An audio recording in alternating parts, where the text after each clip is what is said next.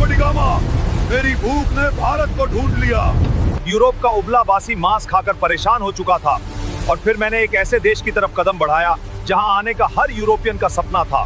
तो वीडियो को पूरा देखें और चैनल को सब्सक्राइब कर लीजिए। कल्पना कीजिए 15वीं शताब्दी के यूरोप की बर्फ से ढकी सर्द रातें, कड़कड़ाती ठंड और खाने की मेज पर रखा हुआ बेस्वाद उबला हुआ या नमक में लपेटा हुआ सूखा मांस। उस दौर में यूरोप के पास न तो आज जैसी सुख सुविधाएं थीं और न ही खाने में कोई स्वाद। उन्हें अपने मांस को लंबे समय तक सुरक्षित रखने और उसमें जान डालने के लिए एक जादुई जड़ी बूटी की सख्त जरूरत थी और वह जादू था मसाला, काली मिर्च, लौंग, दालचीनी और इलायची। लेकिन दिक्कत यह थी कि ये मसाले उनके यहाँ नहीं उगते थे। ये आते थे एक रहस्यमयी, दूरस्थ और परिकठाओं जैसे देश से, जिसे दुनिया भारत कहती थी। भारत उस समय दुनिया का वो खास स्थान था जहाँ हर कोई जाना चाहता था, लेकिन किसी के पास वहाँ का सीधा रास्ता या नक्शा नहीं था। सदियों से अरब के व्यापारियों ने इस रास्ते पर अपना दबदबा बना रखा था। वे भारत से सस्ते दाम में मसाले खरीदते और रेगिस्तानी रास्तों से होते हुए यूरोप के बाजारों में उसे सोने के भाव बेचते थे। अरब के व्यापारी यूरोपियनों के लिए वो सख्त कर वसूलने वाले बन गए थे, जो कहते थे या तो हमारी मुंह मांगी कीमत दो या फिर अपना वो फीका और सड़ता हुआ मांस खाते रहो। यूरोप के राजा इस बात से बौखलाए हुए थे, खासकर स्पेन और पुर्तगाल के शासक। उनकी रातों की नींद उड़ चुकी थी। उन्हें भारत चाहिए था, लेकिन जमीन के रास्ते से जाना मुमकिन नहीं था, क्योंकि बीच में उस्मानिया साम्राज्य जैसी विशाल दीवार खड़ी थी। तब पुर्तगाल और स्पेन के राजाओं ने अपनी अपनी दूरबीनें उठाई और समंदर की उठती हुई खूंखार लहरों की तरफ देखा। उन्होंने तय किया कि जमीन का रास्ता बंद है तो क्या हुआ, हम पानी का सीना चीरकर